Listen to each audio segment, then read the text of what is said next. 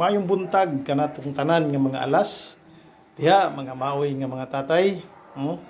Alas 3 pa, alas 4 pa magmata na para sa atong adlaw-adlaw nga gimbuhaton. Kanatong mga idol nga mga maoy nga mga tatay diha. Good morning, good morning, good morning. Ako, alas 4 pa mata na, ligo. Then karon maoy ng luto para sa atong pamilya. Abi ninyo diha mga idol, doon ako'y nindot nga na-discoveryhan sa pangluto.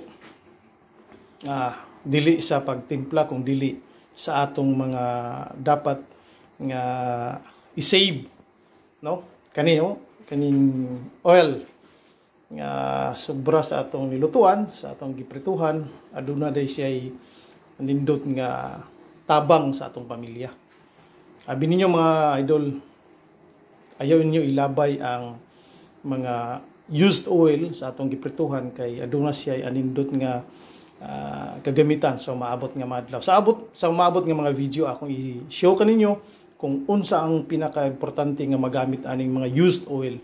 Dili lang sa pagprito, pag-usab or paggamit pag-usab, kung dili aduna siya manindot nga ambag para sa makasave ta para sa maabot nga mga adlaw. So tiguma kini guys or mga idol dia, mga maoy ug mga alas nga mga tatay, kay sunod nga video nako akong i-present kaninyo kung unsa ang gamit niining mga used oil para makaambag po ta sa savings sa atong panimalay.